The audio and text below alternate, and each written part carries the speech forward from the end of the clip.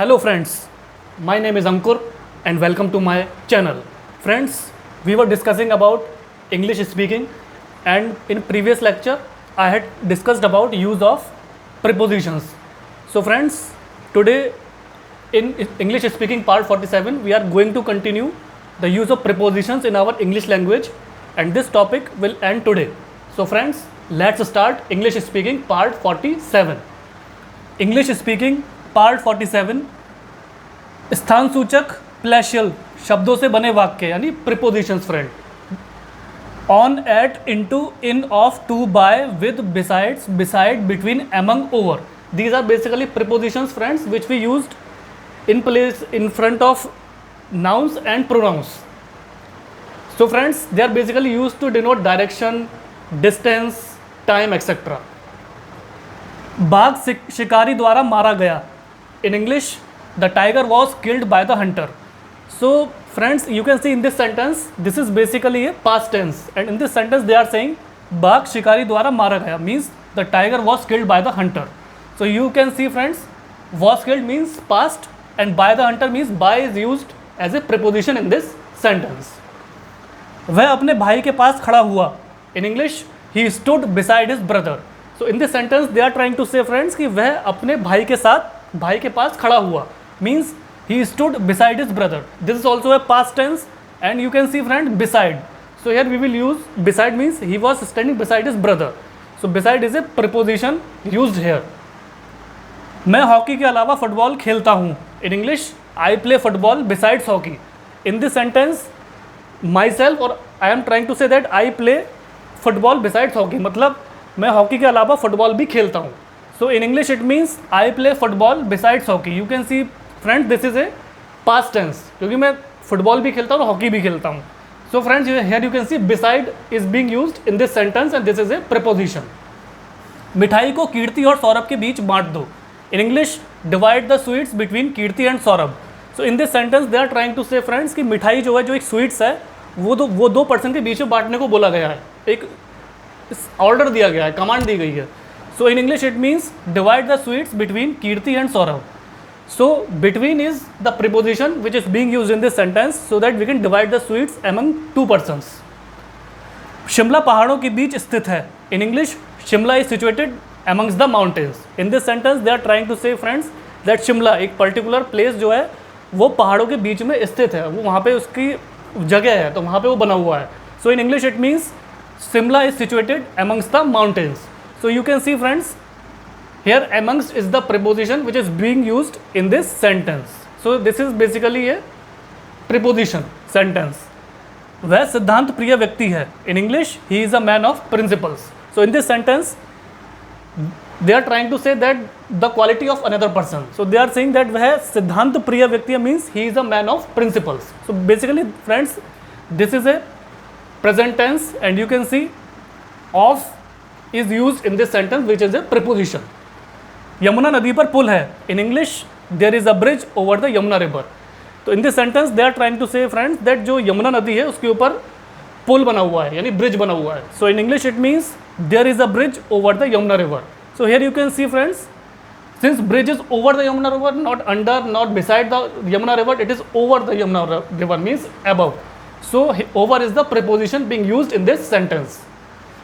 गेंद को दीवार से ऊपर फेंको. In English, throw the ball over the wall. So in this sentence they are commanding and ordering another person that कि गेंद को दीवार से ऊपर फेंकना है. So in English it means throw the ball over the wall.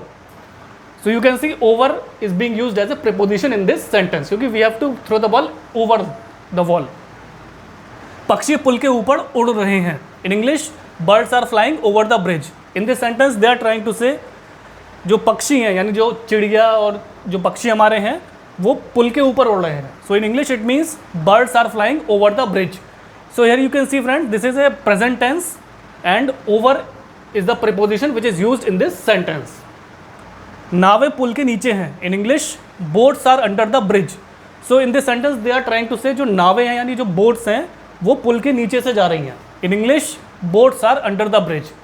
So friends, here under is the preposition because boats are going under the bridge, नीचे से जा रही हैं, इसलिए we will use under in this sentence and under is a preposition. अमर राज और विकास के बीच में खड़ा है. In English, Amar is standing between Raj and Vikas. In this sentence they are trying to say अमर राज और विकास है, अमर और राज है वो विकास के बीच में खड़ा है. दो पर्सन विकास के बीच में खड़े हैं. So in English it means Amar is standing between Raj and Vikas. So it is a present tense friends and between is used in this sentence which is a preposition. Ram Sita से आगे हैं, सीता जी राम के पीछे खड़ी हैं. In English Ram is in front of Sita, Sita ji is standing behind him. So in this sentence they are trying to say जो राम है वो सीता जी से आगे हैं, मतलब उनके आगे खड़े हुए हैं, और सीता जी राम के पीछे खड़ी हैं. So in English it means Ram is in front of Sita, Sita ji is standing behind him.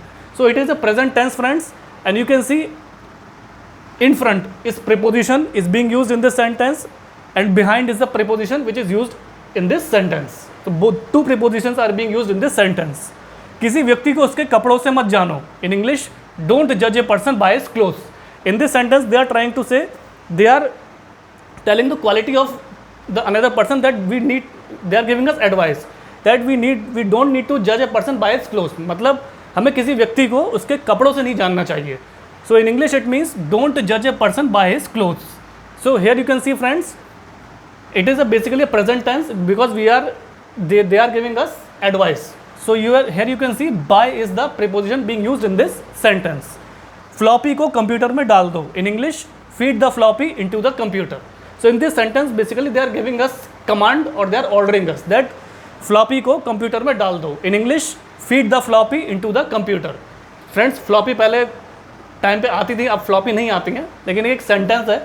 तो in this sentence you can see into is the preposition which is being used in this sentence because we will not say that feed the floppy to the computer, in the computer और under the computer. We will say feed the floppy into the computer.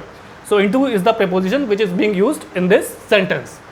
So friends ये था English speaking का part 47 जिसमें मैंने आपको prepositions यानी कि on, at, into, in, of, to, by, with, besides, beside, between, among, over से related sentence के बारे में जानकारी दी है. मैंने हिंदी में सेंटेंसेस लिखे थे और आपको इंग्लिश में ट्रांसलेट करके समझाने का प्रयास किया है कि कैसे हम प्रीपोजिशंस को अपनी डे टू डे लाइफ में इंग्लिश में कन्वर्सेशन करने के लिए यूज़ करते ही करते हैं. सो फ्रेंड्स आशा करता हूँ कि मेरे इस प्रयास से आपको प्रीपोजिशंस के बारे में काफ़ी महत्वपूर्ण जानकारी प्राप्त हुई होगी, क्योंकि प्रीपोजिशंस एक बहुत ही इंपॉर्टेंट टॉपिक होता है हमारे इंग्लिश की ग्रामर में, इंग्लिश के लैंग्वेज में, जो जिसके बारे में जानकारी, अवेयरनेस और उसकी नॉलेज होना अति आवश्यक है अगर हमें इंग्लिश में एक फ्लुएंट स्पीकर बनना है तो. So friends kindly like, share, subscribe my channel and do press bell icon in the subscription box, and I will also share my Instagram and Facebook link in the description box below. So friends, keep supporting me and keep practicing these sentences in your spare time.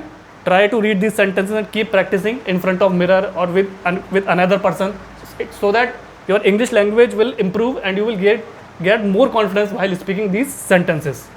So you gave us your valuable time, friends. Have a nice day.